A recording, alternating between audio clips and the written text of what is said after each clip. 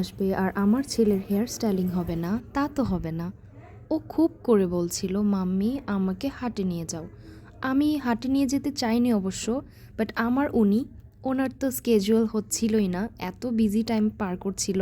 তো আমি ভেবেছি আমি কেন না, আমি নাবিলা এবং আমার ছেলে আমরা একসাথে হাটে অনেকটা সময় পার করেছি।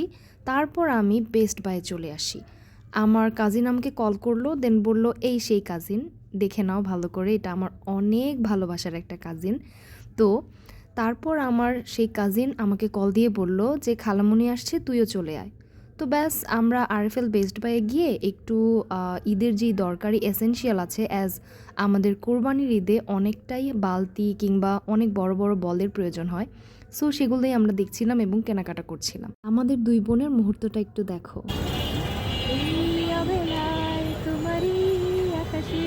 এরপর বাসায় এসে আমি আমার অর্ডারের বাকি কাজগুলো সেরে ঘুমিয়ে পড়ি।